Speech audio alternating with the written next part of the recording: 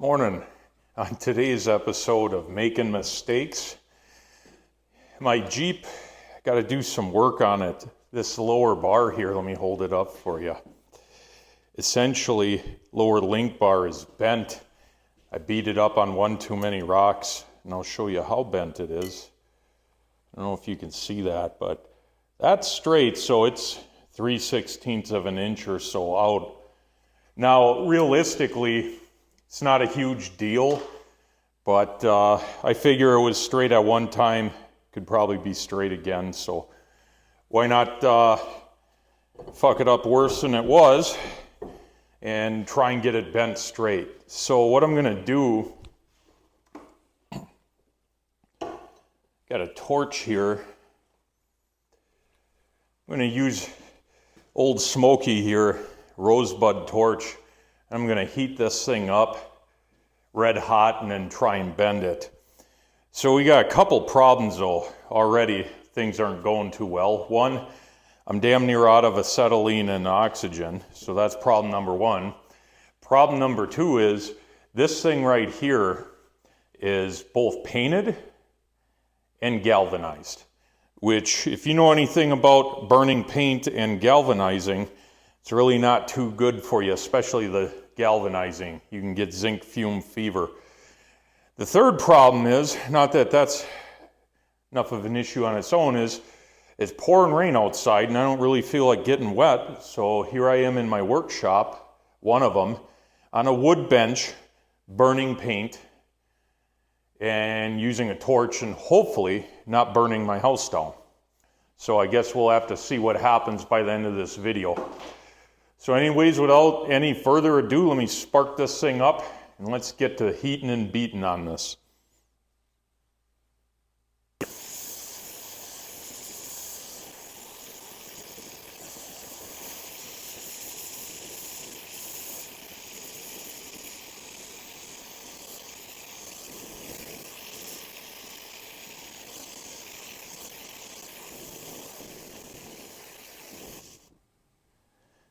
Well, mistakes were made. That's what this channel's about. So I heated it up with that rosebud just to kind of get a preheat, and then came to realization that this lower link is either 1/4 inch thick tube or 3/8, which in that case, there's no way that I would have enough acetylene to heat it up the way I was doing it and get it hot enough to bend it back.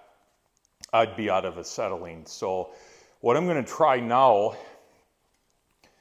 is do an old kind of trick and heat up a couple dots all along this red hot and then let it cool. And I have a feeling that the pulling force of those little hot dots pulling against it may straighten it out quite a bit.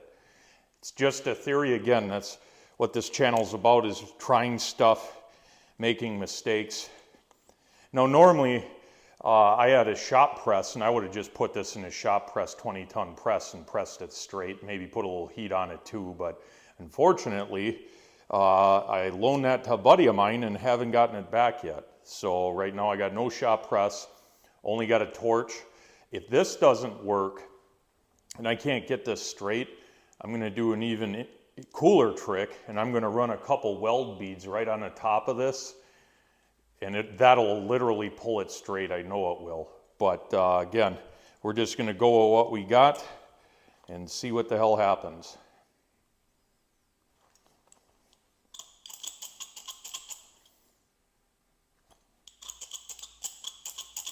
If I can get the torch lit.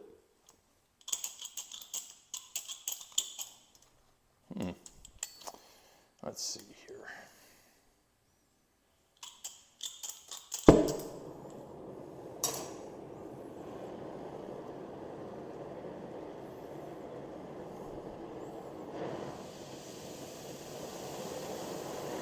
That tip's a little bit dirty. It'll do though.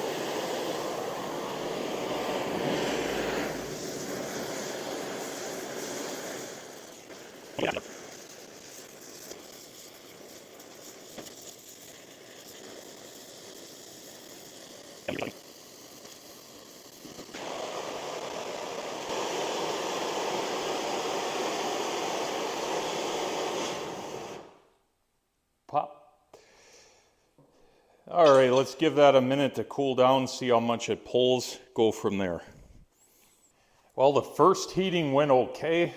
I took a little bit of the bow out. It's a little bit difficult to see. Now this is welded at an angle off of this, but what I'm gonna do is I'm gonna heat it up again in this area and then get it to pull again. So we'll see how well a second heating goes. If this doesn't work that well, I'm probably just gonna run a bead right on the top of it, a 7024 or some hard face or something, and that'll take care of it, no problem.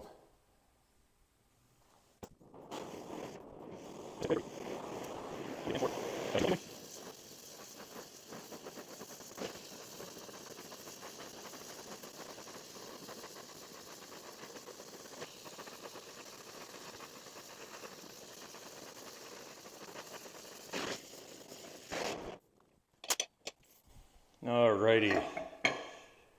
So as that cools, it should straighten itself back out. I can tell that it's already better than it was from the first heating, so I'm hoping that this will do it.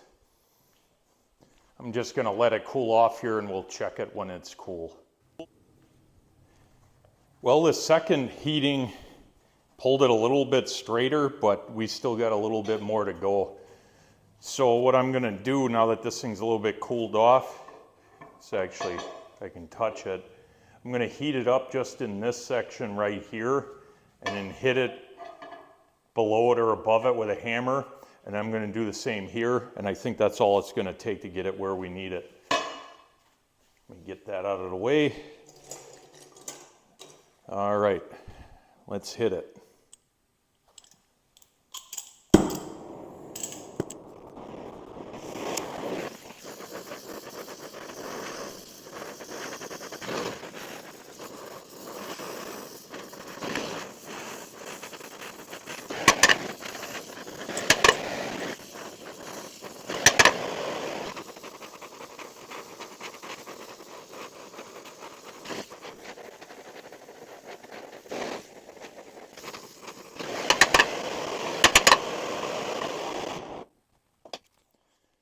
Alrighty. Think that did it. I don't know if you can see that, but it's as straight as it's ever gonna be, I think. Couple things that we learned here.